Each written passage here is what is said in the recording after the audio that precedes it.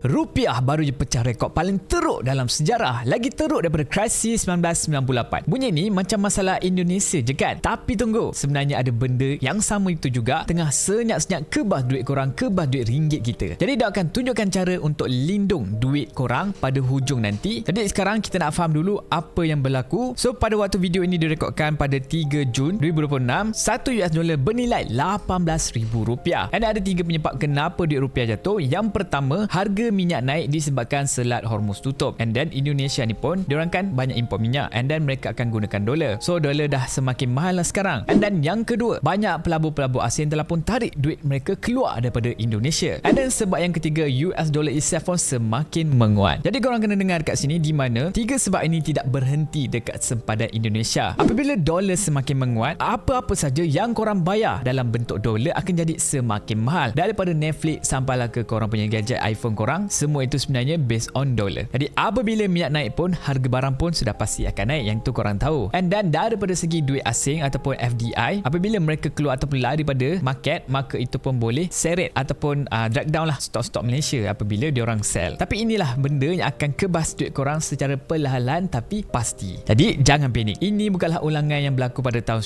1998 ASEAN Financial Crisis. Ketika itu inflasi mencecah 77%. Tapi sekarang inflasi Indonesia hanya 2.4% saja. Jadi tak dapat dinafikan yang ekonomi mereka teruk lah sekarang ni. Tapi belum hancur, belum kiamat. Jadi untuk kita, ringgit lagi kuat daripada rupiah. RM1 sekarang dah dapat RM4,500. So kalau korang pergi Bali, pergi Jakarta, pergi Lombok, memang korang akan rasa makin murah dan korang akan rasa macam jutawan lah. Tapi ingat, duit ringgit kita pun pernah lemah tau dulu. Jadi simpan 100% dalam satu currency, satu tempat saja, dan apabila currency itu jatuh, korang pun akan jatuh sekali. Jadi disebabkan itu, Daud tak simpan semua duit Daud dalam satu currency semata-mata. Jadi Daud pecahkan, ada dalam emas, ada dalam saham dan juga ada dalam kripto. So apabila duit ringgit lemah dilawankan dengan dolar, aset Daud yang berada dalam dolar pula akan naik. So macam Daud dah labur dalam saham US dan juga ETF US dekat Momo. Momo ini platform yang regulated di bawah SC Malaysia. Jadi kalau korang nak try Momo, nak cuba diversify juga, korang boleh daftar Momo dengan link Daud di profile, sertakan KYC, and then sebelum korang membuat deposit pertama, korang search dulu special deposit, masukkan kod DAUSDK37, and then barulah korang deposit minimum RM1,000 untuk unlock reward RM100, dan kalau modal korang besar, korang boleh unlock reward sehingga RM1,900. Jadi guys, ini bukan financial advice. Setiap pelaburan ada risiko. So kalau korang decide untuk invest apa saja, please kaji betul-betul dan fahamkan risiko yang bakal korang alami, dan share video ni dekat kawan korang yang simpan semua duit dia dalam satu tempat saja. Jadi like video ni kalau belum, follow Daud juga kalau belum. Jumpa lagi korang semua pada video akan datang. Ciao.